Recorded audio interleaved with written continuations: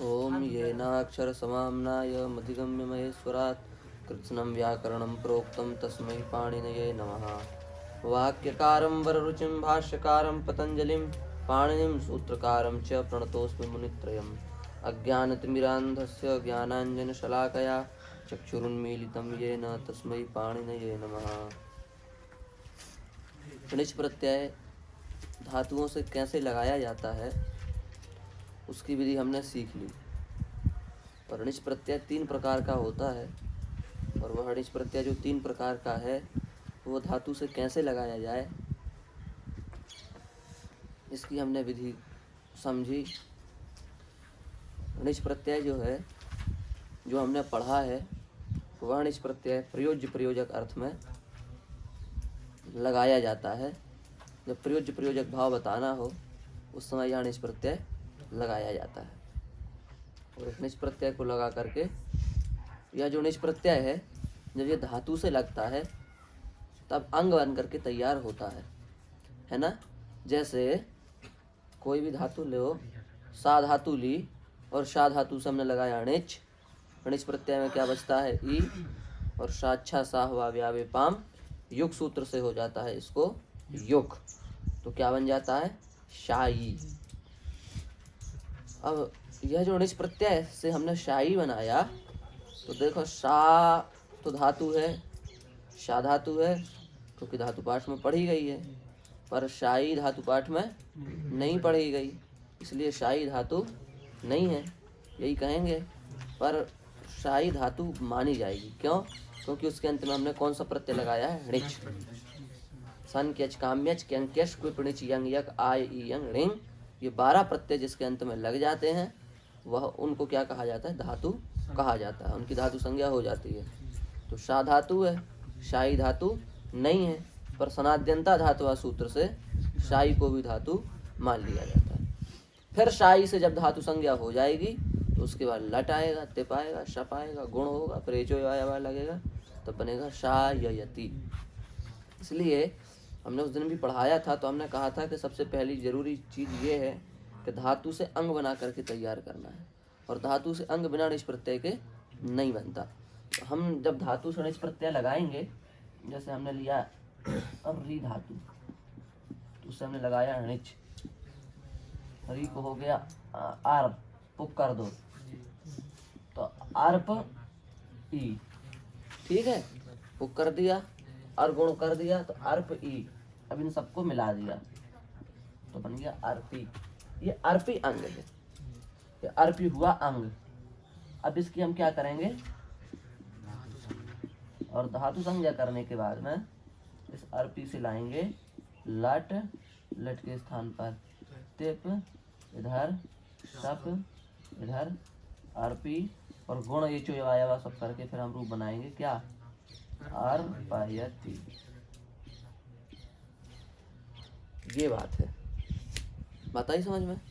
धातु से जब हम निच प्रत्यय लगाएंगे और निच प्रत्यय लगा करके सबसे पहला काम क्या करना है, हमको अंग तैयार करना है, और अंग तैयार करने के बाद में फिर हमको क्या करना है, उससे लट तिप सब इत्यादि प्रत्यय लगा करके रूप सिद्धि करनी। तो इस प्रकार से समस्त 1930 धातुओं से निच प्रत्यय हम लगा करके रूप बना सकते हैं। ठीक है, अब उसके बाद चंग लगाने की विधि हमको सीखनी है। चंग कैसे लगाएं है, यही समस्या है। चंग, निच से चंग कैसे लगाएं, णिजंत धातुओं से चंग प्रत्यय लगाने की क्या विधि है, बस इतना ही तो समझना है तो चंग हो जाएगा हमारा। तो णिजंत धातुओं से चंग प्रत्यय लगाने की क्या विधि है, तो सबसे पहले एक बात समझ लो कि जो चंग प्रत्यय लगेगा वो धातु से नहीं लगेगा,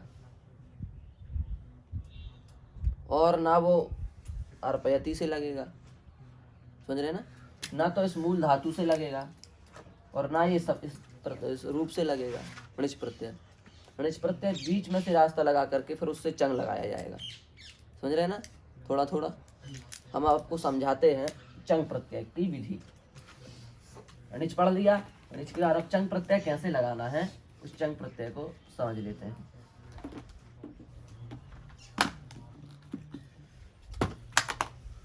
तो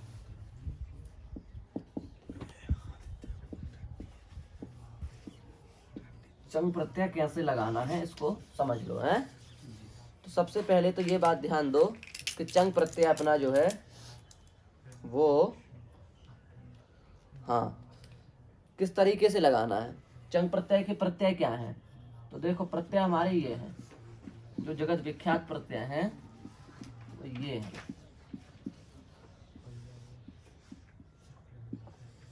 यही प्रत्यय है ना, यही प्रत्यय सामान्यतया, तो सामान्य तौर पर।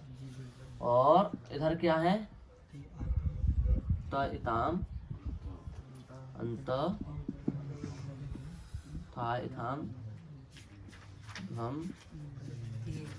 वही मही। ठीक है राम, ध्यान से समझते चलना। अब इसके आगे नहीं समझाएंगे हम। इससे लगाया हमने चिली, और चिली के स्थान पर हमने कर दिया चंग, और इधर क्या है? ता। चंग का बचा आ, उससे जोड़ दिया ता, तो बन गया अथ। बन गया ना? तो सब जगह इसी प्रकार से आप आ लगा लो। अत, अताम और अन, आहा, अतम, अत, अम, आव, आम। यही है ना, यही बने होंगे प्रत्यय। तो अत तो बन गया, इसमें तो कोई समस्या नहीं। अताम में भी नहीं। आ और अन में, इन दोनों में मिला करके एक आ कर दो, अतो गुणे से पर रूप हो जाएगा, तो एक आ रहेगा। तो क्या बन जाएगा? अन। आ से लाए सा को हो जाएगा विसर्ग, तो बन जाएगा आहा। अतम तो है ही, अता भी ठीक है। आ से लाए अम, यहाँ पर भी अतो गुणे से पर रूप हो जाएगा, एक आ हटा दो, तो यहाँ पर भी बनेगा अम। और आ से लाए वा, तो अना अव, अब इसको आ को हो जाएगा दीर्घ, तो बन जाएगा आव, और माँ को हो जाएगा दीर्घ, तो बन जाएगा आम।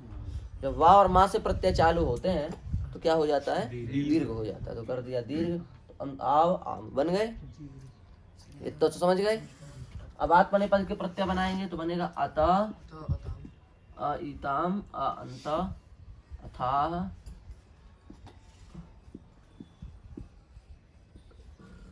ये बना, तो बन गया। अब क्या करो, ये तो अपना बना बनाया है अत। अब आ से लाए ई, तो इन दोनों को कर दो गुण, तो आ और ई को गुण मिला के क्या हो जाएगा? ए। तो इस आ को हटा दो, इसी ई में एक ही मात्रा लगा दो, तो बन गया एताम।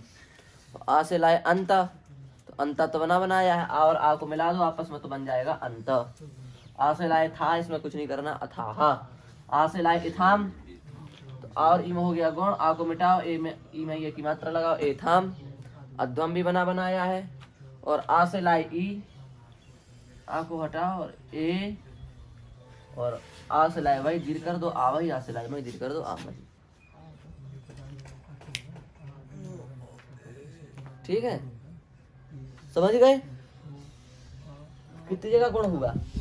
1 2 3, 3 जगह क्या हुआ? गुण। गुण हुआ। गुण कितनी जगह हुआ? 3 जगह। ठीक है, तो इन 2 जगह पर क्या हुआ है? दीर्घ, और बाकी जगह क्या हुआ? कुछ नहीं। ठीक है, ये प्रत्यय बन गए चंग के, जो अपन को धातुओं से लगाने हैं। कौन कौन से? अत, अताम, अन, आहा, अतम, अत, अम, आव, आम, अत, एताम, अंत, अथाह, एथाम, अध्वम, ए, आवहि, आमहि। यही बने। ये हो गए प्रत्यय। ये प्रत्यय हमको लगाने हैं। चंग कठिन है, क्या कठिन है? प्रत्यय लगा दो, सब धातुओं से बन गए। ठीक है, ये तो हो गए प्रत्यय।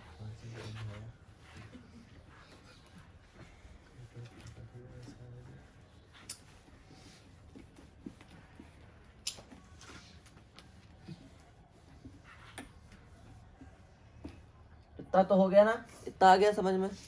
प्रत्यादेश आ गया। अब प्रत्यादेश के बाद में दूसरे नंबर ये समझ लो कि कितनी धातुओं से चंग लगाना है। कितनी धातुओं से चंग लगाना है, इतना तो समझ गए कि क्या माने, किस माने कौन चंग के प्रत्यय क्या है, ये बनाना सीख गए। अब कितनी धातुओं से लगाना है इसको और समझ लो। ठीक है, सबसे पहले इसके लिए सूत्र है अपना निश्रित द्रुश्रुभ्या। शुरू है कि शुरू है ना?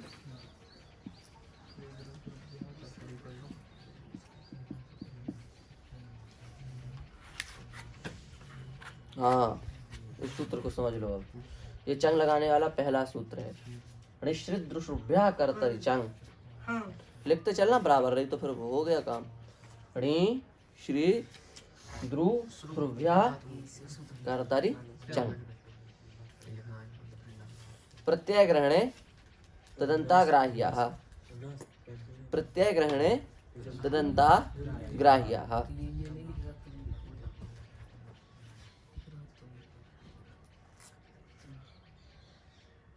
क्या है, क्या विचार है आपका, लिखो। प्रत्यय ग्रहणे तदन्ताग्राह्याः, इस नियम से प्रत्यय का ग्रहण करने से तदंत का ग्रहण होता है। प्रत्यय के ग्रहण करने से प्रत्यय का ग्रहण, तदंत का ग्रहण होता है। जैसे हमने कहा णी, हमने कहा णी, तो ये णी क्या है, प्रत्यय। णी क्या है, प्रत्यय। आपका णी तो कोई प्रत्यय नहीं है, णी प्रत्यय तो आज तक सुना नहीं, णी नहीं णिच, णिच का नहीं लिखा है यहाँ पर, समझ गए। और इतना ये भी समझो, णिच का नहीं लिखा है, ठीक है। तो जिस धातुओं, अब देखो णी से तो चंग लगेगा नहीं। प्रत्यय ग्रहण तदन्ताग्राह्या का अर्थ ये है कि जहां पर भी प्रत्यय का ग्रहण होगा वहां पर प्रत्यय का ग्रहण ना करके वह प्रत्यय जिसके अंत में होगा उसका ग्रहण करना है।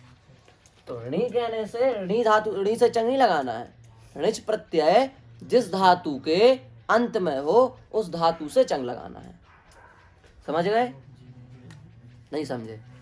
जैसे कहते हैं डटर और डतम, ये प्रत्यय है दो। उदाहरण के लिए डतर और डतम, ये दो प्रत्यय हैं। कहा भाई इनसे परे जसकोशी विकल्प से हो, जसकोशी होता है मान लो, ठीक है। जसकोशी होता है इनसे परे, जस प्रत्यय है, उस जस को क्या करना है, शी करना है। तो डटर प्रत्यय से जस लाओगे उसको सी कर दोगे? नहीं, उसको सी नहीं होगा। डतर प्रत्यय जिसके अंत में होगा, जैसे हमने कहा कतर, कतम, कतर में क्या हुआ है, डतर प्रत्यय। कतम में क्या हुआ, डतम प्रत्यय। अब इनसे लाए हम जस, इस जस को सी हो जाएगा। पर सीधे तुम डतर से जस लगाओगे तो जस को सी नहीं होगा।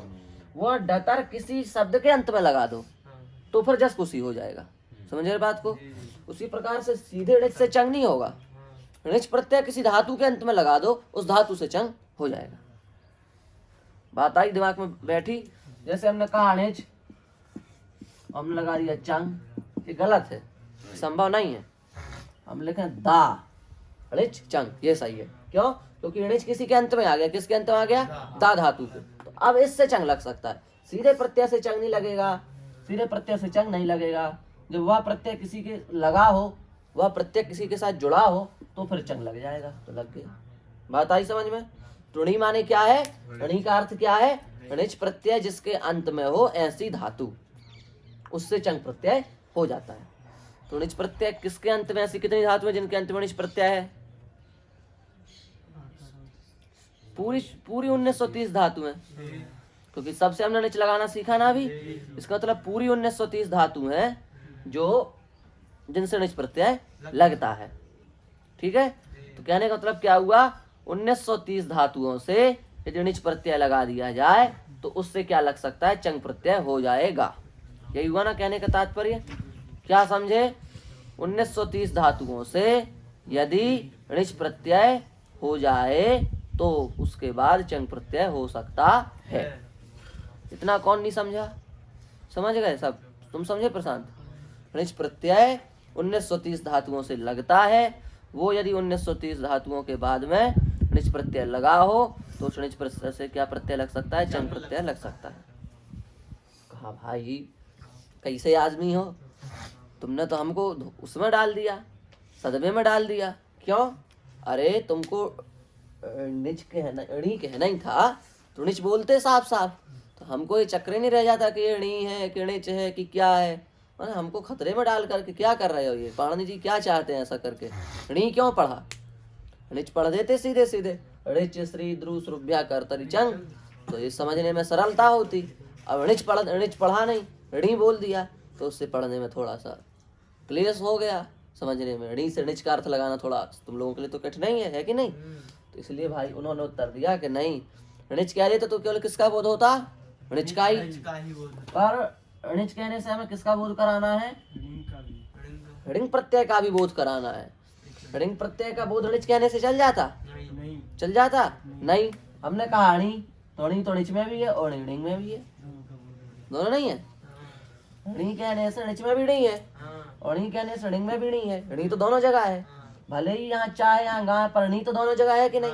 तो णी कहने से णिच की भी णी आएगी और ऋण की भी णी आएगी। और हम णिच कहते तो केवल णिच की णी आती, ऋण की नहीं आती। और हम ऋण कहते तो केवल ऋण की आती, णिच की नहीं आती। पाणिनि जी को दोनों चाहिए तो पाणिनि जी ने णी पढ़ दिया। समझे बात? इसलिए धोखे में नहीं डाल रहे हैं आपको, आपके लिए एक शब्द से अनेक ज्यादा का बोध करा रहे हैं। सूत्र किसे कहते हैं? अल्पत्वे सति बहुवर्थ बोधकत्वम सूत्रत्वम। जो छोटा होने के साथ साथ बहुत अर्थ का बोध कराए उसको कहते हैं सूत्र। अल्पाक्षर असंदिग्धम तो है ही, पर अल्पत्वे सति बहुवर्थ बोधकत्वम सूत्रत्वम, हो छोटा और बहुत अर्थ का बोध कराए, वही तो सूत्र है। तो ये णिच है इतना सा शब्द और करा रहा है णिच प्रत्यय का भी बोध और ऋण प्रत्यय का भी बोध। समझ गए? अब क्या समझे? णिच प्रत्यय जिसके अंत में लगा हो अथवा ऋण प्रत्यय जिन धातुओं के अंत में लगा हो उन सभी धातुओं से चंग प्रत्यय होता है। यहाँ तक समझ गए? फिर समस्या सामने खड़ी है। क्या समस्या खड़ी है सामने? अरे भाई णिच प्रत्यय तो सभी धातुओं से लगता है, 1930 धातुओं से। जब 1930 धातुओं से णिच प्रत्यय लग रहा है तो 1930 धातुओं से चंग प्रत्यय भी लगेगा कि नहीं लगेगा? लग जाएगा। तो जब 1930 धातुओं से चंग प्रत्यय लग ही रहा है तो ये श्री द्रु श्रु धातु अलग से पढ़ने की क्या जरूरत है? आई बात समझ में? श्री धातु, ध्रुव धातु, श्रु धातु अलग से क्यों पढ़ रहे हो?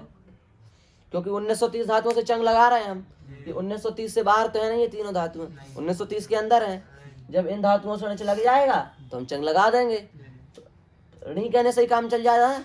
आप कह रहे हैं कि हमने ऋणी इसलिए पढ़ा णिच का भी बोध हो जाए, ऋण का भी बोध हो जाए।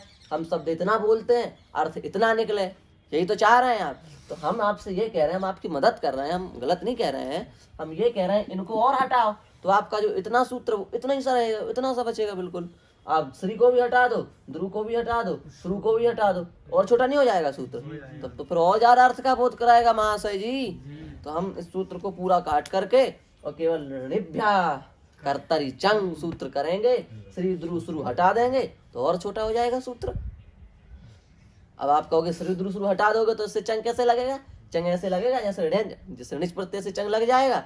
तो णी श्रु ध्रुव ये भी तो 1930 के अंदर नहीं आती हैं, आ जाती हैं। इनसे भी जैसे इससे चंग लगे इनसे भी लगेगा। तो फिर इनको अलग से क्यों पढ़ना? क्यों इतना वो करते हैं आप? क्यों इतना लंबा सूत्र बना रहे हैं? इसका उत्तर देते हुए पाणिनि जी कह रहे हैं, अरे भाई तुम लोग समझते नहीं हो। जब कोई बात सिद्ध हो और सिद्ध होने के बाद भी उसी बात को दोबारा से कहा जा रहा हो तो वो पाणिनि जी कह रहे हैं सामान्य नहीं है, वो नियम है, नियम। उस नियम को समझिए। समझ रहे हो? सिद्धे सत्यारभ्यमाणो विधिर नियमाय कल्पते। जब कोई चीज पहले से ही सिद्ध हो और सिद्ध विधि को कहना हो तो भगवान पाणिनि एक बात को जब दोबारा कहते हैं तो वह बात सामान्य नहीं होती, वह बात बहुत विशेष हो जाती है, वह नियम बन करके सामने आता है। तो णिच कहने से इन धातुओं से भी चंग लग सकता है ना? लग सकता है। पर दोबारा पाणिनि ने श्री ध्रुव श्रु पढ़ी। जैसे हम कहें ए भाई तुम पढ़ो, पढ़ा, अब पढ़ने लगा वो, अब पढ़ने लगा, उसको थोड़ा देर बाद फिर ए भाई तुम पढ़ो। तो दूसरा तो यही ना समझेगा कि जब एक बार उन्होंने कह दिया पढ़ो तो उसी बात को दोबारा कहने की क्या जरूरत है? वो तो पढ़ ही रहा है, पढ़ते हुए को भी बात दोबारा टोक रहे हैं। अब तो दोबारा फिर कब पढ़ो, तो कोई मूर्ख ही समझेगा ना।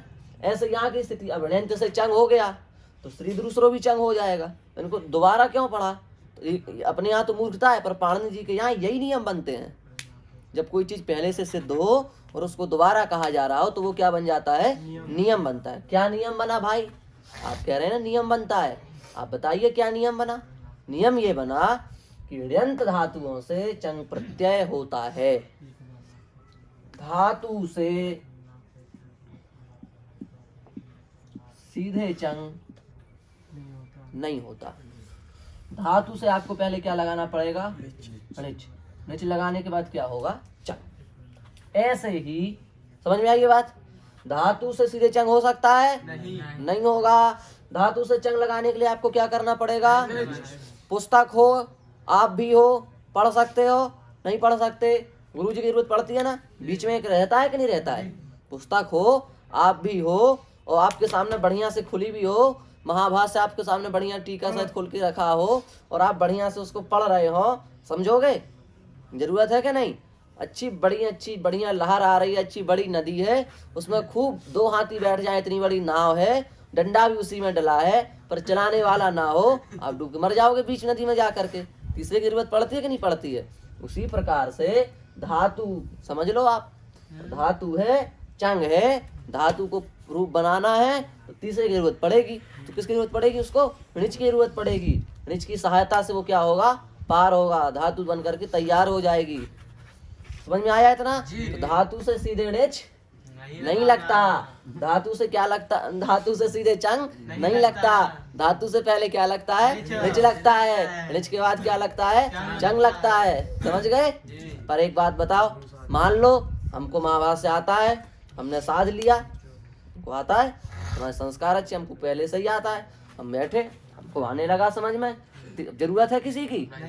अब नाव में गए हमको चलानी खुद आती है, तो उसकी जरूरत है वो जो नाव चलाता है? नहीं आता है। तो ऐसे ही श्री, द्रु और श्रु, ये 3 धातुएं ऐसी हैं, इनको खुद पार होना आता है, इनको ऋच की जरूरत नहीं है।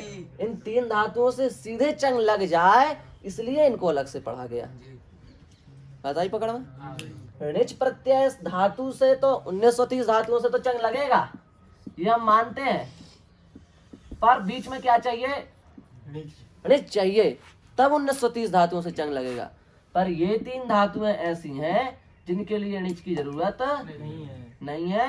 ये सीधे सीधे भी चंग से जुड़ सकती हैं, जैसे हमने उदाहरण से अभी आपको समझाया। समझ में आई बात? 1930 धातुओं से चंग लगाने के लिए क्या लगाना पड़ेगा? ऋच। बिना ऋच के चंग लगेगा? पर श्री, द्रु, श्रु इन धातुओं से सीधे चंग भी ऋच के साइड तो लगा ही जाएगा। अब क्या है, अब नाव चलाने वाला हो, आप जाओ, आपको चलानी आती तो आप ये कहोगे क्या कि हम चलाएंगे, हम आप तुम्हारे साथ पार नहीं उतरेंगे? देखो नहीं कहोगे, उतर जाओगे उसके साथ भी। जब कोई नहीं होगा तो खुद चला के उतर जाओगे। ऐसा ही है श्री, द्रु, श्रु का यही कहना है, आपके पास ऋच है तो भी हम पार होने तैयार हैं, ऋच नहीं है तो हम उनकी जरूरत नहीं, हम अकेले ही निकल जाएंगे। पर ये 1930 धातुएं सामान्य व्यक्तियों जैसी हैं, ये बिना ऋच के नहीं जा सकती, इनके लिए ऋच की जरूरत है। तो ये नियम बना, नियम आया ना समझ में? हमने क्या कहा था? ऋ से ही काम चल जाएगा। श्री, द्रु, श्रु क्यों पढ़े? श्री, द्रु, श्रु अलग से इसलिए पढ़े क्योंकि ऋ तो तब ऋ से काम, ऋ तो कहेगा कि भाई जिन धातुओं से ऋच प्रत्यय लग गया उनसे चंग होगा, यही तो है ऋ का अर्थ। पर श्री, द्रु, श्रु कह रहे हैं कि जिन धातुओं से ऋच प्रत्यय नहीं लगा उनसे भी चंग होता है। हम 3 धातुओं के लिए ये छूट है, तो ये छूट यदि ये ना पढ़ते तो मिलती? श्री, द्रु, श्रु ना पढ़ी जाती, केवल नहीं पढ़ा जाता तो ये छूट मिलती जो मिली इनको? नहीं मिलती। ये छूट मिल जाए इसलिए इनको अलग से सूत्र में पढ़ा गया, यही नियम हुआ। समझ गए? अन्यभ्य धातुभ्य ऋचि सति एव चंग भवति। अन्य धातु हैं उनसे ऋच परे होने पर ही चंग होता है, परंतु एतेभ्य जो ये धातु हैं उनसे ऋच के बिना भी चंग हो जाता है, ये विशेषता है। समझ गए? तो ऋच प्रत्यय जिनके अंत में हुआ हो गया है, तेभ्या एवं च श्री, द्रु, श्रुभ्यः कर्तरि अर्थे गम्यमाने सति चंग प्रत्ययः भवति। ये सूत्र का अर्थ हो गया। आया? नहीं आया समझ में? अब बात भी आ गई नहीं समझ में? ऋ क्यों पढ़ा? ऋच पढ़ देते क्योंकि दोनों का ग्रहण करना, ऋच और ऋ दोनों का ग्रहण हो जाए इसलिए क्या पढ़ा? ऋ पढ़ा। तो ऋ पढ़ते, फिर श्री, द्रु, श्रु क्यों पढ़े? इससे बिना ऋच लगाए चंग हो जाए, इसलिए इन 3 धातुओं को अलग से पढ़ा। ऋ कहते तो श्री, द्रु, श्रु से बिना ऋच लगाए चंग नहीं लगता, पर हमको इन 3 धातुओं से बिना ऋच लगाए भी चंग लगाना है, इसलिए श्री, द्रु, श्रु को अलग से रखा गया। इसका मतलब 1930 धातुओं से चंग लगेगा, पक्का हो गया। ऋच प्रत्यय लगेगा तो चंग लगेगा, और श्री, द्रु, श्रु इन धातुओं से बिना ऋच लगाए भी चंग लग जाएगा। समझ गए? हाँ, अब देखो आगे एक सूत्र समझे अच्छे से? चलो ठीक। तो समझे।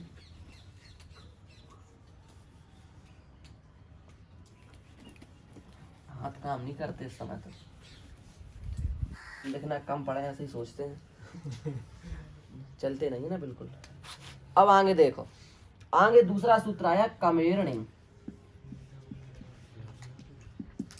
ऋण कहने से किस किस का बोध होता है? ऋच और ऋण का। तो हमें बस ऋण की याद आ गई तो दूसरा सूत्र ऋण आ गया, कमेरणी ऋण के लिए। लगता है कम धातु से कम धातु से ऋण प्रत्यय लगता है। निश्चित तो हो ही सकता है, इसमें ऐसी कोई बाधा नहीं है, पर कम धातु से क्या होगा? ऋण प्रत्यय होता है। हमने कहा था ना कि भाई ऋण कहने से ऋण ऋण दोनों का बोध हो जाए, इसलिए ऋण पढ़ा, ऋण नहीं पढ़ा। तो कहा भाई कहीं ऐसा भी कोई प्रत्यय है जिस ऐसी भी कोई धातु जिनसे ऋण होता हो? कहा हाँ, देख लो, आपको अगले सूत्र में बता देते हैं। तो कमेर ऋण। अब मान लो यहाँ अणिच पढ़ते तो इस ऋण प्रत्यय का बोध होता? नहीं होता। अब हमको इस ऋण से चंग लगाना, चंग लग पाता? बताओ, नहीं लग पाता, नहीं लग पाता ना, पर हमें लगाना है, लगाना है तो इसलिए हमने ऋण पढ़ा। तो ऋण का भी बोध हो जाएगा, ऋण का भी हो जाएगा, तो कम से जो ऋण लगा इसका भी बोध हो जाएगा, इससे चंग हो जाएगा। तो कम अब क्या आया समझ में? 1930 धातुओं से ऋण लगने पर चंग लगेगा, श्री द्रु श्रु धातुओं से बिना ऋण लगे भी चंग लगेगा, और कम धातु से ऋण लगा करके चंग लगेगा। ना ऋण लगा करके लगेगा, ना आपका बिना ही लगेगा, बिना ऋण के भी नहीं लगेगा। इससे क्या लगाना पड़ेगा आपको? ऋण लगाना पड़ेगा। समझ गए? समझ गए? हाँ। अब एक सूत्र है,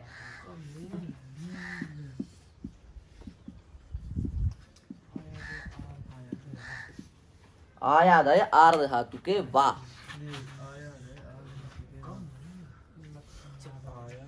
सार्वधातुक में तो नित्य हो जाएगा, पर आर्ध धातुक में विकल्प से होगा, उसके लिए फिर कमेश्लिश चंग आ जाएगा।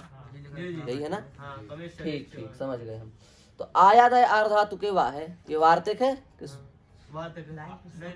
सूत्र है। आयादय कमेश्लिश चंग वाच्य वार्तिक है। तो आयादय आर्ध धातु के वा। भगवान पाणिनि कह रहे हैं कि आर्ध धातु प्रत्यय यदि आपको कम धातु से लगाना हो, आर्ध धातु प्रत्यय, तो आय आदि जितने भी प्रत्यय है ना, संकेच काम्यच के अंकेच टिप्पणी चियंग आय, बस हाँ आय आदि, अच्छा हाँ आय इयंग ऋण, ये तीन प्रत्यय 12 में से जो ये तीन प्रत्यय हैं अपने आय इयंग ऋण, ये तीन प्रत्यय ऐच्छिक प्रत्यय हैं। ऐच्छिक प्रत्यय माने होता है विकल्प से होते हैं, एक बार हो भी सकते हैं, एक बार नहीं भी हो सकते हैं। कहने का मतलब यह है कि कम धातु से एक ऋण प्रत्यय आप लगा भी सकते हैं एक बार, और एक बार नहीं भी लगा सकते हैं। बात आई समझ में? तो अब देखो यहाँ पर अब आय आदि प्रत्यय, आय ऋण ऋण ये तीन प्रत्यय कैसे होते हैं? विकल्प से होते हैं। तो अब यहाँ पर ऋण प्रत्यय कैसे होने चाहिए? विकल्प से होना चाहिए, होना चाहिए कि नहीं?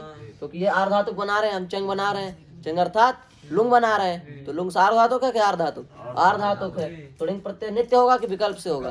विकल्प से होगा। तो कम धातु से ऋण प्रत्यय लगेगा। तो अब देखो शिवराम, कितने रूप बनेंगे? अब एक बार जब ऋण होगा तो क्या बनेगा? अची कमत, और जब ऋण नहीं होगा तो बनेगा अचकमत, और अच्छी का मत, और उसके बाद और कमेश श्लेष चंग वाच्य से जब सिरे चंग लग जाएगा तब क्या बनेगा? हाँ हाँ ठीक। अब कमेश श्लेष चंग वाच्य, इसका आप सीधा सीधा ये समझ लो कि कम धातु से बिना ऋण लगाए भी चंग लग सकता है। अभी देखो हम आपको समझाएंगे, फिर नहीं होगा। कमेश श्लेष चंग वाच्य, इसका अर्थ क्या है गुरुजी? आयादय आर्ध धातु के वा। आर्ध धातु प्रत्यय पर रहने पर आय आदि प्रत्यय विकल्प से होते हैं। कम धातु से ऋण बिना लगाए भी चंग हो सकता है।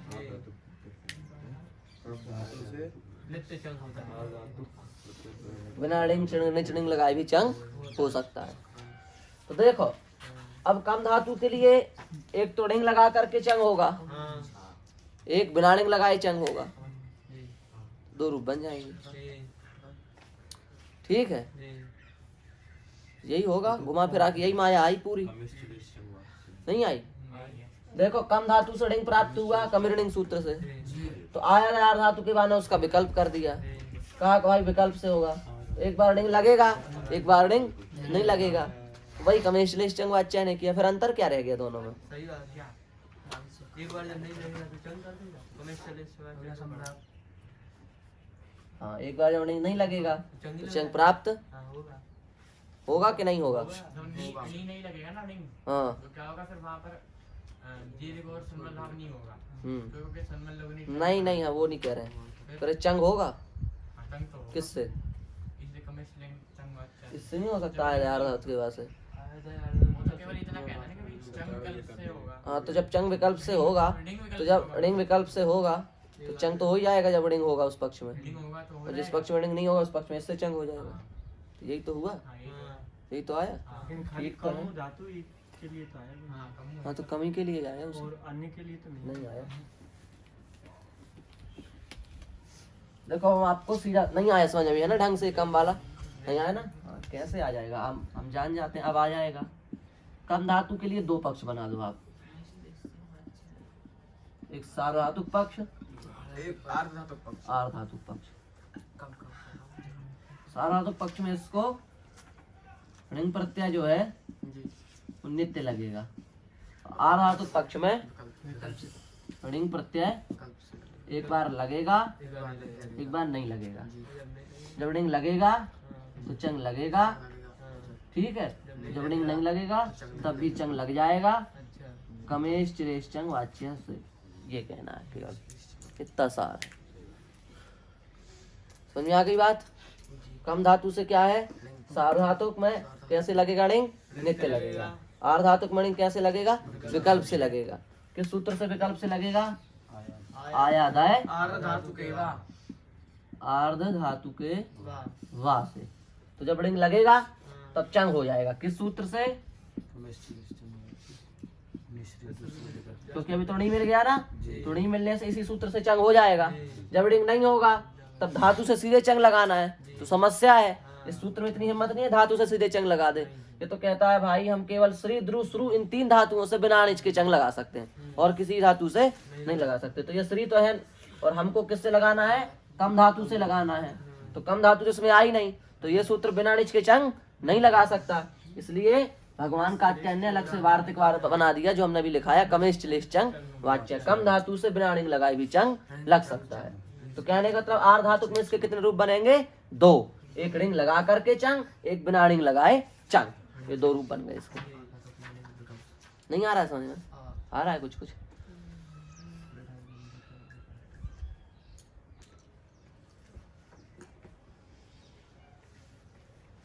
आपको भी आ रही बात समझ में? इतनी आ गई? अब क्या आया, सार निकल करके 1930 धातुओं से नीच लगा के चंग लगेगा। श्री द्रु श्रु से बिना नीच लगाए भी चंग लगेगा, और कम धातु से ढिंग प्रत्यय लगाएंगे तो भी चंग लगेगा, ढिंग प्रत्यय नहीं लगाएंगे तो भी चंग लग जाएगा। हो गया? इतना आ गया? इतना आ गया समझ में? और कम धातु से नीचे लगेगा, अब कम से नीचे नहीं लगेगा, नहीं लगेगा नहीं लगेगा, रिंग लगेगा आर धातुक में नहीं रिंग लगेगा, रे पर रिंग नहीं लगेगा। हाँ, रिंग लगेगा, रे पर रिंग नहीं लगेगा। और सार धातुक में, बंदा लगता है नहीं लगता तो जब सार धातुक में ढिंग आर धातुक में ढिंग नहीं होगा तो नीच हो जाएगा। नहीं होगा। वो तो प्रवृत्ति प्रवाह कर रहेंगे, प्रवृत्ति तो नहीं हो तो जाएगा, तो रूप क्या बनेगा? अच्छी का मत। अरे भाई ढिंग लगाने से आत्मनेपद का ही तो अंतर आया, और क्या आया? ढिंग में क्या अंतर आया? वो आत्मनेपद हो जाएगा, परस्मय पद रहेगा, तो उसमें अच्छी कमत बनेगा, उसमें अच्छी कमता बनेगा, इतनी अंतर आएगा। और ढिंग दोनों ही लगाएंगे तो अच्छा कमत बन जाएगा। तीसरा हो गया ना? तुम लोगों को नहीं आई है, ये आ गया तुम्हारे, ये पढ़ा जो लिखा, बस। तो यही इतना ही समझ लो, बहुत बड़ी बात।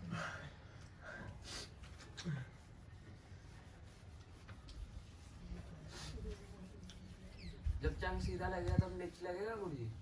किससे चंग लगाना है सीधा आपको? जब विकल्प से चंग लगेगा, हाँ। विकल्प से तो नीचे लगेगा। नहीं, चंग विकल्प से क्यों लगेगा? चंग तो नीति लगेगा, रिंग विकल्प से लग रहा है। लिंग विकल्प विकल्प से वही हाँ, तो जब ढिंग लगेगा कम धातु से तो चंग हो जाएगा, जब णिंग नहीं लगेगा तो भी हो जाएगा। चंग हो जाए।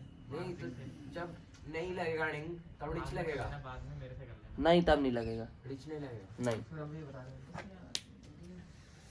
अभी यही समझो, ठीक। फिर उसमें है लग भी जाएगा, फिर वो दूसरी जगह है, पर ऐसे नहीं लगेगा, ठीक है, सामान्य रूप से।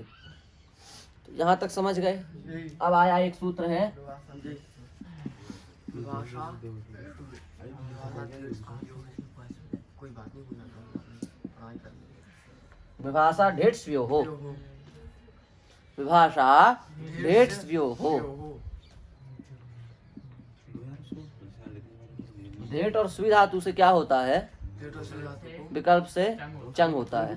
सीधे कर नीचे लगा के। नहीं पाएगा तो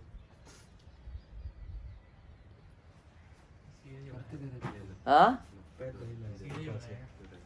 अरे भाई, श्री द्रुस्तृभ्या करतरी चंग। काशिकाल है किसी के पास? काशिका नहीं है। तो श्री द्रुस्तृभ्या करतरी चंग, उसके सीधे ही नीचे तो है विभाषा ढेट्स व्यो हो। अष्टाध्यायी में नहीं है तो अनुवृत्ति नहीं आएगी नीचे की। हाँ है नीचे विभाषा ढेट। चलो ठीक है, अभी यही समझ लो, हम देख लेंगे ये चीज है। अब ये समझो कि ढेट और स्वी धातु से क्या होता है? विकल्प से चंग होता है। विकल्प से चंग। विकल्प से चंग, विकल्प से चंग होता है। ए हमारी देना, ये हमारी पुस्तक दो, इसमें होगा, जरूर लिखा होगा। हाँ देखो लिखा है, लिखा है, देखो चंग में तो बनेगा अशिष्वियत और निचंग में बनेगा अशिष्वयत। इसका मतलब इससे चंग सीधे भी लग जाएगा और विकल्प से भी लगेगा। निच लगा के भी लग सकता है, बिना निच लगाए भी लग सकता है। इसलिए तो सूत्र बनाया, वरना वैसे ही बनाता ना। हाँ, निच लगा करके भी चंग हो सकता है और बिना निच लगाए भी चंग हो सकता है। लो, इसे निच लगा करके भी चंग लगा सकते हैं, बिना निच लगाए भी चंग लगा सकते हैं। तो समझ में आ गई बात? ढेट और स्वी धातु से कैसे प्रत्यय लगते हैं? सीधे चंग भी लग सकता है, निच लगा करके भी लग सकता है। सीधे सीधे कहने का मतलब ये समझो कि ढेट धातु से भी चंग होगा और स्वी धातु से भी चंग होगा, पर ये विकल्प से होगा। ढेट और स्वी धातु से चंग तो लगेगा, पर कैसे लगेगा? विकल्प से लगेगा। एक बार लगेगा, एक बार नहीं नहीं लगेगा। तो जब लग गया तब तो ठीक है, पर जब चंग नहीं लगेगा तब क्या होगा? क्योंकि देखो, बात समझने की प्रयास करो। 6 प्रकार के प्रत्यय हैं लुंग लकार में। सा, सकिट सिच, सिचलोक, अंग, चंग, सिच। तो चंग लगेगा तो अच्छी बात है, हमें कोई परेशानी नहीं है। पर चंग नहीं लगेगा तो 5 प्रकार के प्रत्यय हमारे सामने जो लग सकते हैं अब ढेट धातु से, तो उन 5 में कौन सा लगेगा? तो आप लोगों ने सूत्र पढ़ा है, विभाषा घ्राधेट साच्छा सह। पढ़ा है ना? घ्राधेट, साच्छा और सा, इन 5 धातुओं से सिचलुक के भी प्रत्यय लग सकते हैं और सकिट सिच के भी प्रत्यय लग सकते हैं। आप सिचलुक खोल के देखना जो पढ़ाया वहां पर हमने। तो अब ढेट धातु से जब ये चंग लग गया तब तो ठीक है। जब चंग नहीं लगेगा तब फिर कितने प्रत्यय लगेंगे इससे? 2 प्रकार के। एक तो लगेगा सिचलोक और एक लगेगा सक इट सिच। समझ में आ गया रामेश? तो तुम्हें ध्यान आ गया होगा।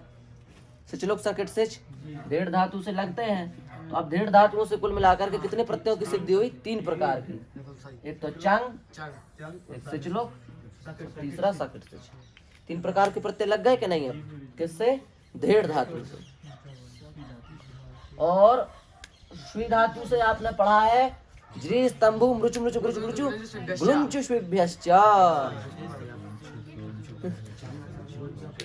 क्या इधर देखो, स्वी धातु जो है, इस स्वी धातु के लिए आपने सूत्र क्या पढ़ा है बताओ? याद नहीं करते हो? ज्री स्तंभु मृचु मृचु मृचु मृचु भ्रुंचु स्विभ्यश्च, तो पढ़ा हो ना? हाँ, इस सूत्र से स्वी धातु से एक बार चंग लग जाएगा और स्वी धातु से जब चंग नहीं लगेगा तब इससे 2 प्रकार के प्रत्यय लगेंगे स्वी धातु से। एक तो अंग, दूसरा सिच। यही तो है। तो देखो भाई, स्वी धातु से 3 प्रकार के प्रत्यय सिद्ध हुए, अंग, सिच और चंग। ढेट धातु से भी 3 प्रकार के प्रत्यय सिद्ध हुए, सिचलोक, सकिट सिच और चंग। चंग, सिचलोक, सकिट सिच। तीन तीन प्रत्यय हुए। अच्छा बता सकते हो स्वी धातु के लुंग लकार में कितने रूप बनेंगे? हमने पढ़ाए भी हैं। हम बताओ, तीनों प्रत्ययों पहले संख्या बताओ कितनी होंगी? कुल मिलाकर के पूरे लुंग में कितने रूप बनेंगे स्वी धातु के? एक में 9, दूसरे में 9। नहीं नहीं, नौ नौ नहीं, केवल रूप बता दो एक एक सब प्रत्ययों के। तो कितने रूप हुए टोटल? 1 2 3 4 5 7 8 10 12 15 100 200 कितने बनेंगे? तीनों मिला के एक साथ हाँ, 27। एक एक बताओ ना, केवल एक एक प्रत्यय का। अंग हो गए 9। अंग का एक हाँ, क्या बनेगा अंग में? अश्वत्थ। हाँ, फिर चंग में सिच में बना दो। फिर अश्वयीत। अश्वयीत वृद्धि नहीं होगी? नहीं, क्यों? स्वर आता है ना क्यों? चंग में। सिच में उस सिच में सिच वृद्धि परस्मयी पदेशु से वृद्धि नहीं होगी। नेटी से वृद्धि का निषेध हो जाएगा ना। इडादी से इडादी है इडादी तो है ही है। तो सेठ है ना। इडादी है तो नेटी से वृद्धि का निषेध हो जाएगा ना। गड़बड़ जा रहे हो। हिमंतक क्षणस्वस मैं तक छोड़ा सोच जागने से उससे हो जाएगा। फिर आगे फिर चंग में दो बन गए श्वयित। फिर चंग में अश्वयत। और अश्वयत। और चंग में अश्वयत। और सीधे चंग में अश्वयत। और यही तो है बस, दो ही तो बनेंगे। विभाषा स्वे वो सब लगा के तो लगेंगे। अशुशुवत अच्छा उसमें हाँ अशुशु। प्रमुच संचंगो सापेक्ष चंग, जो 3 सूत्र संप्रसारण करने वाले। तो कुल मिलाकर के 5 रूप बने महाराज जी स्वी धातु के। सुना है आपको? अश्वत, अश्वयीत और अशिस्वियत, अशिस्वयत, अशुशुवत। नपाना 45 रूप हो गए केवल एक लकार में, लुंग लकार में स्वी धातु के। एक लकार में 45 रूप। 45 रूप एक धातु के। अच्छा लगा? तो देढ़ धातु से 3 प्रकार के प्रत्यय सिद्ध हुए, चंग अंग सिच। नहीं नहीं, डेढ़ धातु से यही तो हुए, चंग। वो सी से हुए। चलो और सकट से। अरे भाई हम स्वी धातु के कह रहे हैं। नहीं स्वी धातु से चंग अंग सिच, ये 3 प्रत्यय सिद्ध हुए। और डेढ़ धातु से चंग सिचलोक और सकट सिच 3 प्रत्यय सिद्ध हुए। ठीक है, तो अच्छा बताओ कृष्णदास, स्वी धातु का अंग में क्या रूप बनेगा? सूत्र साइज बताओ। अंग तो पढ़ चुके हो ना, इसलिए पूछ रहे, नहीं पूछते। पुस्तक देखो, अब बस पीछे पेज पलटने लगे। पीछे पेज पलटना चालू नहीं, पूछेंगे चिंता मत करो। पर बताओ, तुम बताओ।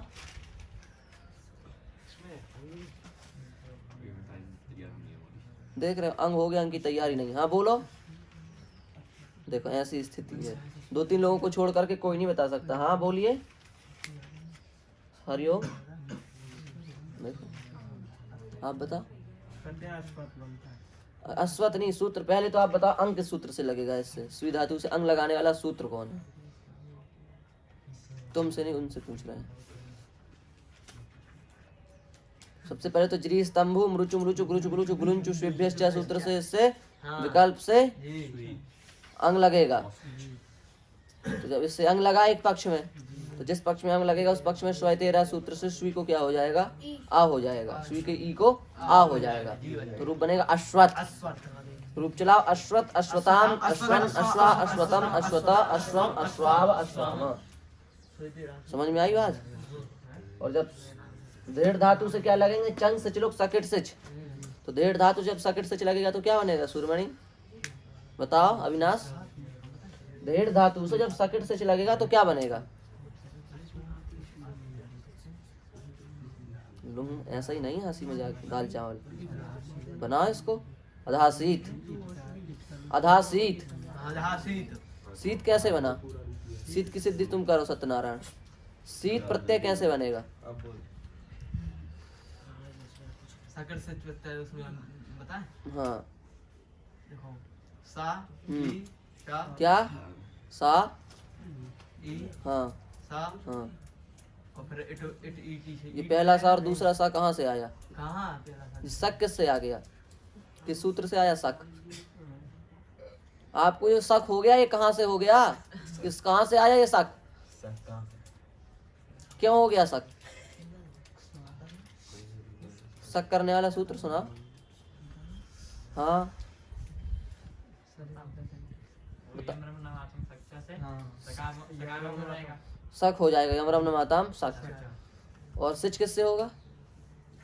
सीढ़ी को सीट हो जाएगा।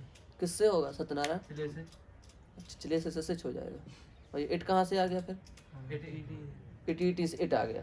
नहीं इटी से थोड़ी ना आता है। तो आर धातु का सेट बना दे से ईट होगा, इधर अस्थि से जो प्रत्यय से ईट हो जाएगा। हाँ और ईटा इटी से इसका लोप हो जाएगा, फिर दीर्घ हो जाएगा। हाँ, उनकी ठीक है, उनकी सिद्धि सही है।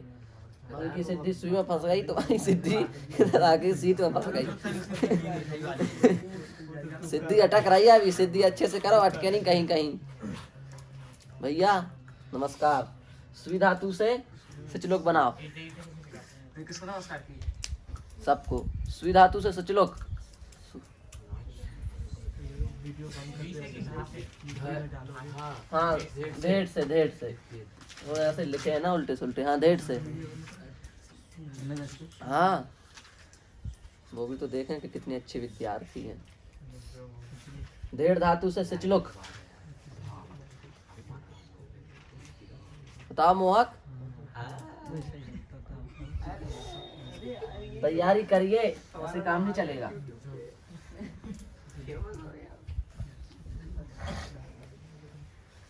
चलो आंग देखो, समझ में आ गया?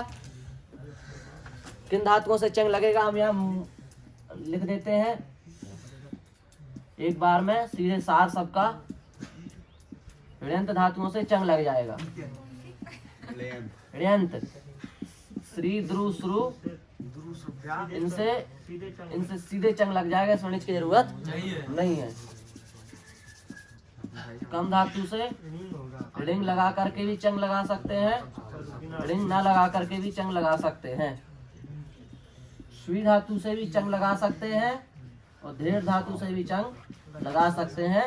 और जब इनसे चंग नहीं लगेगा तो सुई धातु से अंग और सिच लगेंगे और धेड़ धातु से सिचलोक और सक इट सिच लगेंगे। आगे बात समझ में? इस प्रकार से आपके ये तीन, ये चौथा और ये पांचवा, 5 वर्गों में धातु में बांट दिए। णिच प्रत्यय लगाने, णिच णिच किन धातु णिच माने चंग कैसे लगाना उसके विभाग के लिए। समझ में आ गया? इतना निकल गया। ये इतना आया। अब निष्कर्ष निकला सत्यनारायण का। बोर्ड अच्छे से। तुम तो लिखते नहीं है बच्चों को लिखने कौन से छोटे छोटे लिखना तुम तो आगे। अब आगे देखो, उसके बाद जो अपना अनिच प्रत्यय है ये जब लगेगा तो प्रक्रिया किस ढंग से होगी इसको समझ लो। जी जब प्रत्यय लगेगा तब तक जब अनिच से अपन क्या लगाएंगे? चंग। तो प्रक्रिया अनिच चंग की क्या है? सामान्यतया एक वो तो बने अपना, है कि नहीं? प्रशांत बात आ रही ध्यान में? सबसे पहले आगम होगा, दूसरे नंबर पर हमारी रहेगी धातु, तीसरे नंबर पर रहेगा हमारा णिच, चौथे नंबर पर रहेगा हमारा चंग, 5वें नंबर पर रहेगा हमारा प्रत्यय। ये 5 विभागों में लगभग हम चंग को बांट सकते हैं। सामान्य तौर की बात कर रहे हैं अभी, विशेष कुछ नहीं, केवल सीधा सीधा। सबसे पहले आगम, एक एक चीज का हम निर्णय करते चले क्या कैसे होगा। सबसे पहले क्या लिखा हमने? आगम। आगम कितने प्रकार के हैं? लुंग लकार में एक तो अठ है और दूसरा 8 है। धातु हलादी तो आगम 8 और धातु अजादी तो आगम 8। जैसे गम, जैसे इश। धातु क्या है ये?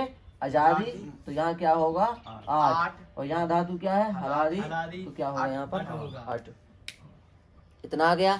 आगम का निर्णय हो गया। अब आप किसी भी धातु में बता दोगे 8 होगा कि 8 होगा, बता दोगे ना? इंख, इंख धातु में क्या होगा? इंख धातु में 8 होगा। 8। इच्छ धातु में? इच्छ धातु में होगा 8। और इल धातु में? 8। और ग्लई धातु में? 8 होगा। ग्लई में होगा 8। और ख्या क्या में होगा अट अट ख्या हलादी है ना, हाँ। क्या में होगा अट। जी। बात आ गई समझ में, आगम का निर्णय कर लिया।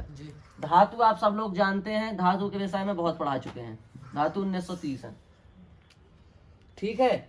ऋच प्रत्यय के बारे में आप सब लोग जानते हैं, ऋच प्रत्यय 3 दिन से पढ़ा रहे हैं, ऋच प्रत्यय हो ही गया अपना। अब ऋच के बाद क्या लगेगा धातु से, चंग। चंग का निर्णय आपको करना है इस ढंग से कि धातु से ऋच प्रत्यय लगा के चंग लगाना है कि बिना ऋच भी लगाए भी चंग लगाना है, कि यहाँ पर रिंग लगाना है, ये आपकी इच्छा है। जैसा सूत्र हो, जैसी धातु से हिसाब से इसका निर्णय करो। इसको रखना है कि इसको नहीं रखना है, कि इसकी जगह कुछ और रखना है, ये 3 बातें ही तो हैं। ऋच लगाना है अथवा ऋच नहीं लगाना है, अथवा ऋच को हटा करके रिंग लगाना है, 3 स्थितियां हैं।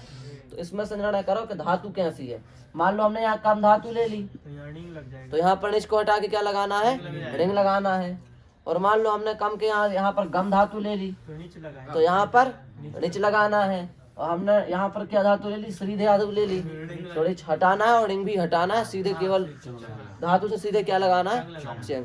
तो इसका निर्णय आपके ऊपर है, आप किस तरीके से धातु आपकी है इसको देख करके इसका निर्णय करना है, तो इसी को देख करके इसका निर्णय करना है। ये और ये दोनों धातु के ऊपर निर्भर है, इस बात को ध्यान से समझो। तो आगम भी धातु के ऊपर निर्भर है और नीच भी धातु के ऊपर निर्भर है। धातु कम कर दो, नीच का डब्बा गोल, रिंग आ जाएगा। और धातु श्री कर दो तो नीच का भी डब्बा गोल, रिंग का भी डब्बा गोल। और धातु गम कर दो तो रिंग का डब्बा गोल, नीच का डब्बा आ गया।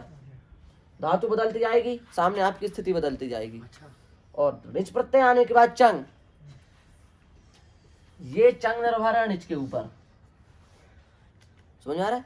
यदि ऋच वाली माना बिना ऋच वाली धातु तो कोई बात नहीं है, पर लगभग जो चंग है वो ऋच को देख करके आएगा हर जगह। और जब चंग आएगा तो उसी के हिसाब से आएगा आपका सामने प्रत्यय। इस प्रकार से 5 भागों में हम प्रक्रिया को बांट सकते हैं। आई इतनी बात समझ में। जैसे आ, गम, ऋच, चंग और ता। ठीक है, अब देखो इतना समझ गए, समझे।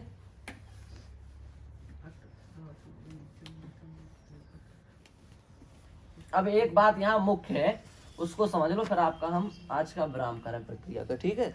एक बात बस समझ लो जो सबसे मुख्य है यहाँ। जैसे हमने धातु ली भू, द्वितीय किया भू भू, अटागम कर दिया अभू भू, है ना। यही तो समस्या है। इससे लगा दिया अणिच, और पहले दो काय को करते हैं, और लगा दिया चंग, और प्रत्यय ले आया ता। ठीक है, अब तो ठीक है। यहाँ क्या है, यहाँ हम आपको अपनी भाषा में समझाएंगे। विषय बहुत कठिन है ये वाला, आपके समझ से परे है, पर हम अपनी भाषा में समझाते हैं। देखो समझ में आ जाए तो अच्छा है। भू धातु है, इससे लगाया हमने ऋच, ऋच से लगाया चंग। अब यहाँ 2 चीजें प्राप्त हैं, प्राप्त है कि नहीं। वृद्धि तो प्राप्त है ही, और द्वित्व भी प्राप्त है क्या नहीं। द्वित्व प्राप्त क्यों है, क्योंकि चंग है सामने, समझ गए। चंग को देखते तो होना चाहिए। और वृद्धि भी प्राप्त है क्योंकि सामने ऋच है, ऋच है ना, तो ऋच होने से वृद्धि प्राप्त है। ठीक है। अच्छा, यहाँ पर वो नहीं लगा सकते हम, वृद्धि के सूत्र से हो रही है।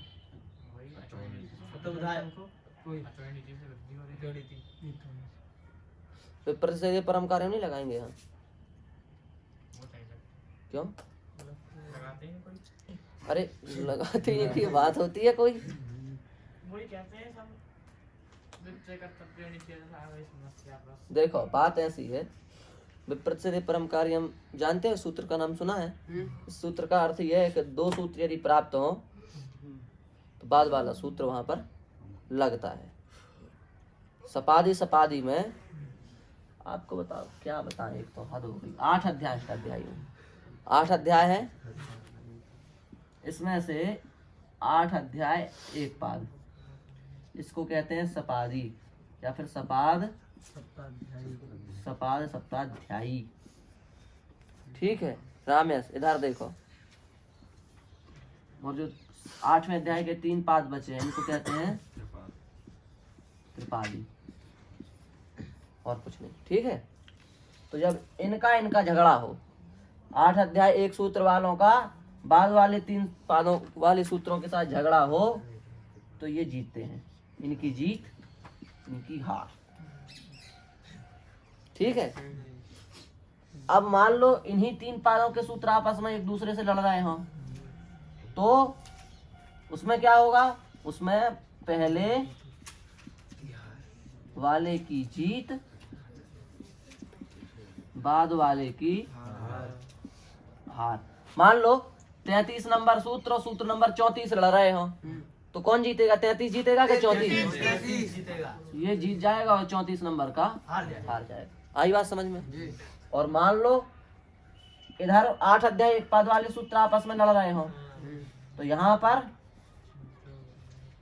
पहले वाले की हार, दूसरे वाले की जीत, बाद वाले की जीत।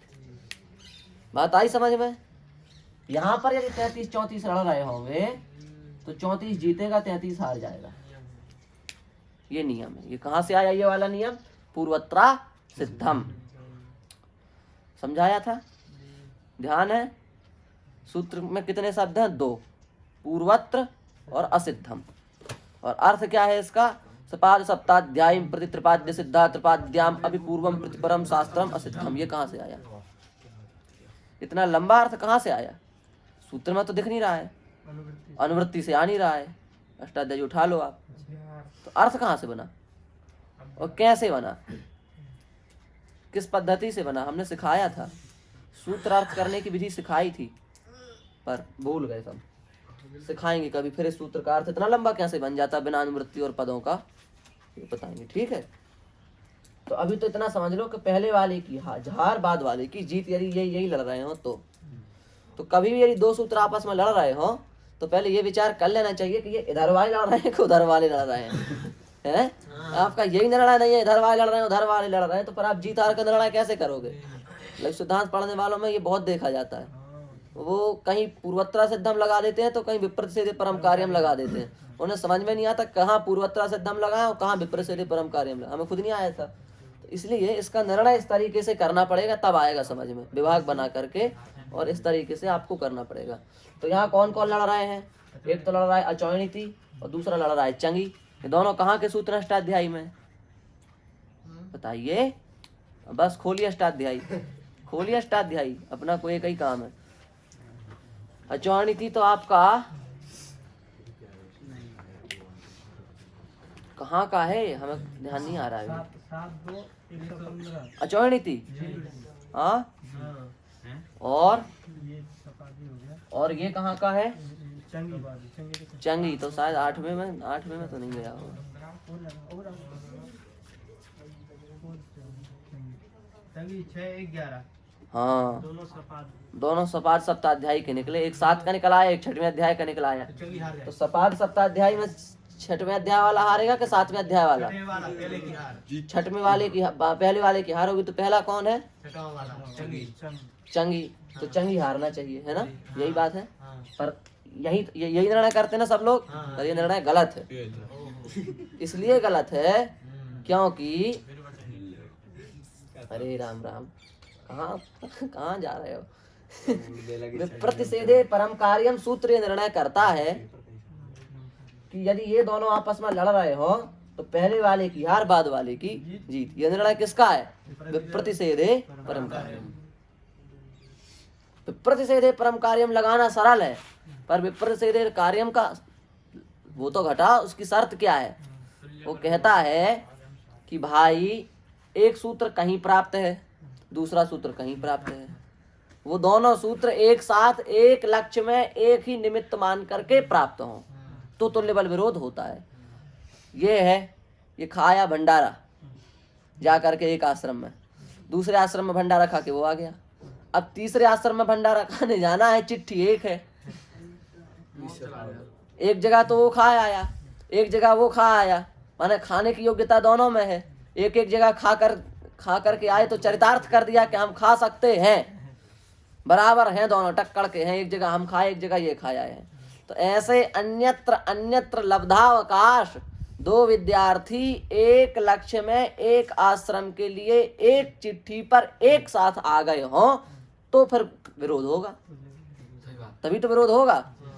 यहाँ ऐसी स्थिति है, अचौनितिक लब्धावकाश है मान लेते हैं, चंगी भी लब्धावकाश है, वो भी कहीं ना कहीं तो लगा ही होगा इतने बड़े व्याकरण में, और अचौनिति भी लगा होगा, और एक धातु में प्राप्त है, पर निमित्त एक है दोनों का। नहीं गुरु जी ऐसे नहीं है, निमित्त एक नहीं। निमित्त एक है तो कहाँ तुम विप्रसिद्ध परम कार्य में लगाओगे?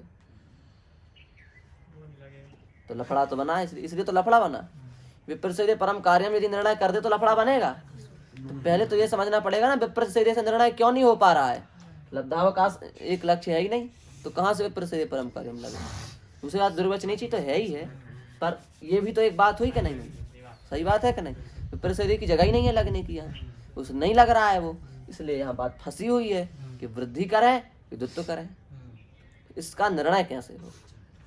तो इसका निर्णय ऐसे होता है कि द्विर्वचनीची, द्वित्व निमित्त में अचादेश नहीं होता है। उस दिन समझाया था ना द्वित्व कार्य की कर्तव्यता में।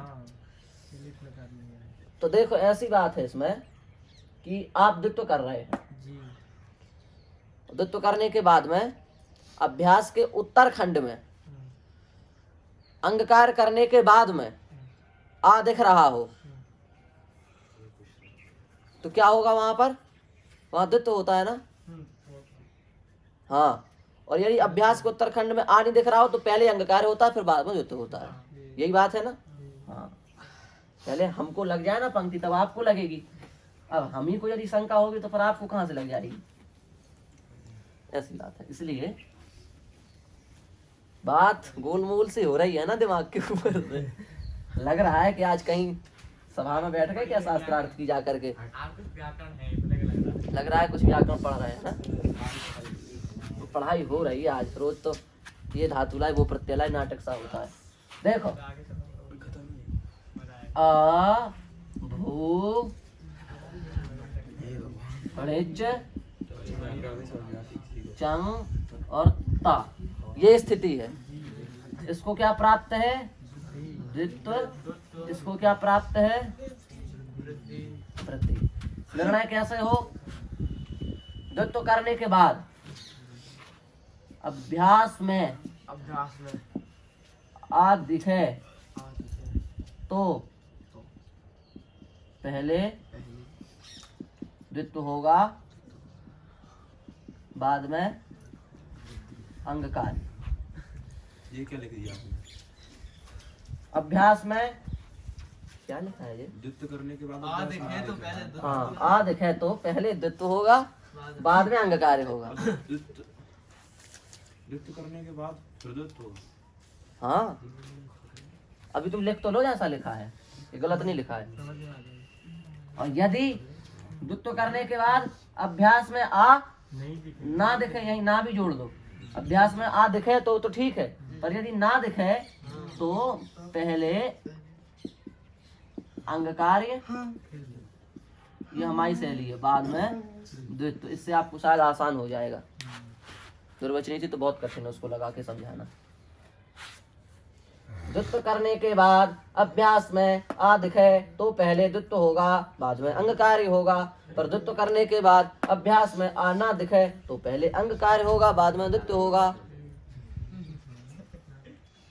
पर ये रटने से कुछ नहीं होगा, समझना पड़ेगा तब कुछ होगा। ये रटते रहो इसको, अभ्यास में आ दिखे तो द्वित्व होगा, इससे थोड़ा नहीं होगा। अब मान लो भू है तो भू धातु को द्वित्व कर देंगे, वृद्धि हो जाएगी। वृद्धि हो जाने के बाद यहाँ क्या हो जाएगा? उनको औ को, भू को वृद्धि होके क्या बनेगा? भाऊ। ऊ को वृद्धि क्या होगी? औ। और फिर एच से क्या हो जाएगा? आ, तो क्या बनेगा? भाव। तो द्वित्व यदि कर देंगे तो अभ्यास में आ दिखा के नहीं, अभ्यास क्या है? इससे पहले आ, उसी का तो हम अभ्यास, अभ्यास माने अंतिम अक्षर से पहले वर्ण। क्या कह रहे हैं? ये तो उपधा के होते, अभ्यास नहीं है तो बाद में होता है ना। हाँ, पूर्व के अभ्यास में क्या होगा? और अभ्यास में द्वित्व कैसे दिखेगा तो द्वित्व होगा नहीं। अभ्यास के बाद में कह रहे हैं ना, अभ्यास में कहाँ कह रहे हैं? ये अभ्यास के अभ्यास में आ दिखे तो नहीं, अभ्यास के बाद में क्या सा लिखते हैं? वो जो आ हो ना, हाँ जिसको निमित्त मान के हो रहा है, फिर नीचे भी द्वित्व होगा गुरु जी। हम्म, द्वित्व बाद पहले हो जाता है ना, अभ्यास पहले द्वित्व होगा। नहीं ये तो सही है। अभ्यास अभ्यास अभ्यास के बाद हाँ। आ दिखे तो पहले द्वित्व होगा, बाद में अंग कार्य द्वित्व होगा। करके तो अभ्यास संज्ञा होती है। हाँ हम बताएंगे, अभी आप पहले ये समझो, हम उसको बता रहे हैं। ये समझे, वृद्धि हो जाएगी, आ हो जाएगा, द्वित्व करने के बाद आपको अभ्यास से उत्तरखंड में आ दिख जाएगा, आ दिख रहा है। तो ऐसी स्थिति में पहले मान रहे हैं हम हो रहा है द्वित्व, चल रहा है, कल्पना है एक हमारी, हम कर छोड़ नहीं रहे हैं अभी। हम कब कर रहे हैं? हमने कब कहा द्वित्व कर दिया है? हम कल्पना कर रहे हैं द्वित्व हो जाएगा, तो द्वित्व होने के बाद में अभ्यास में आ दिखेगा कि नहीं दिखेगा? दिखेगा, तो दिख रहा है। तो यदि आ दिख रहा है तो पहले क्या करना है? हमको द्वित्व करना है। और मान लो हमने धातु ली क्रीत, अब इस धातु को मान लो द्वित्व हो चुका है, और इसको अभ्यास में क्या आएगा? कीर्त। इसको क्या होगा? बाद में इर करके क्या बन जाएगा? कीर्त। तो द्वित्व करने के बाद अभ्यास को उत्तरखंड में आ दिख रहा है कहीं भी? यहाँ क्या दिख रही है? ई। इसका मतलब यहाँ पहले अंग कार्य होगा, बाद में द्वित्व होगा। पर भू धातु को पहले द्वित्व होगा, बाद में अंग कार्य होगा। क्यों? क्योंकि भू धातु के अभ्यास, भू धातु को द्वित्वाभ्यास कार्य करने के बाद में अभ्यास से उत्तरखंड में आ दिख रहा है, इसलिए भू धातु को पहले द्वित्व होगा। पर क्रीत धातु को द्वित्व करने के बाद अभ्यास से उत्तरखंड में आ नहीं दिख रहा है, इसलिए क्रीत धातु में पहले अंग कार्य होगा, बाद में द्वित्व होगा। बात आई समझ? अब तो आया क्या द्वित्व करने के बाद? नहीं आया? थोड़ा आया। देखो कल्पना कर लेनी है, ये कल्पना कर लेनी है, अब प्रक्रिया होगी। इतनी कल्पना करके प्रक्रिया चालू करनी है। यदि कल्पना ये आपने नहीं की तो आपका रूप गलत हो जाएगा। ठीक है, समझ में आया? कल्पना तो कर लोगे, अब नहीं आपसे होगी। अब बताना कल्पना करके, अपनी अपनी कल्पना बताओ, किसकी क्या कल्पना चल रही। पठ धातु में जी आ दिखेगा इसमें। रुक जाइए, हरिओम। पठ धातु की कल्पना करके ये बताओ कि इसको द्वित्व होगा पहले कि पहले वृद्धि होगी? देखो मान लो पठ को हम द्वित्व कर देंगे, कल्पना कैसे की जाती देख रहे हो? मान लो हमने पठ को द्वित्व कर दिया, पट पट बन गया, ठीक है। अब क्या बनेगा? पपट। अब सामने क्या है? णिच। प्रत्यय कैसा है? णित। तो इसको होगी वृद्धि, उपधा में आ को हो जाएगी वृद्धि, आ को वृद्धि होकर के क्या हो जाएगा? बड़ा। तो अभ्यास संज्ञा हुई इस्पा की, और इसके अभ्यास को उत्तरखंड में आ दिख रहा है, दिख रहा है। इसका मतलब पहले द्वित्व होगा, बाद में अंग कार्य होगा। समझ में आ गई? समझ में आ गया? अब हमने ली धातु क्रीत, यही वाली क्रीत, अब इससे लगाया अणिच, इसको हम मान लो द्वित्व कर देंगे तो क्या हो जाएगा? क्रीत। क्रीत हलादि से किक्रीत चिक्रीत, हलादि से किक्रीत। अभ्यास के बाद में आओ तो वही लिखा है, वृत्ति पढ़ो संस्कृत में। किसकी जरूरत नहीं चाहिए। हाँ, वो तो असम तो क्या बना? चिकीर्त। इरविर करके क्या बन गया? चिकीर्त। तो यहाँ द्वित्व करने के बाद में अभ्यास को उत्तरखंड में यहाँ दिख रहा है? नहीं दिख रहा है। तो यहाँ पहले अंग कार्य होगा, बाद में द्वित्व होगा। ऐसे ही कल्पना करके आप लोग बताओ, पहले द्वित्व होगा कि पहले अंग कार्य होगा? ऐसे ही तो करना है। जैसे हमने लिखा कम, कृष्णदास बताओ, इसको पहले द्वित्व होगा कि पहले अंग कार्य होगा? द्वित्व होगा। क्यों होगा? क्योंकि अभ्यास के उत्तरखंड में जब आप वृद्धि वृद्धि कर दोगे तो आ दिखेगा कि नहीं दिखेगा? जैसे हमने कहा लिख, इसको द्वित्व होगा कि अंग कार्य होगा? पहले इसको अंग कार्य होगा, क्योंकि इसमें द्वित्व करने के बाद में ई दिखेगा, अभ्यास के उत्तरखंड में आ नहीं दिखेगा। बात आई समझ में? तो ये कल्पना आप करना सीखो, अभ्यास करो कल्पना करने का, फिर कल रूप बनाना सिखाएंगे। अब कल्पना ही नहीं बन रही तो रूप कहाँ से बनेगा? तो पहले कल्पना सीख लो करना, फिर रूप सिखाएंगे, ठीक है।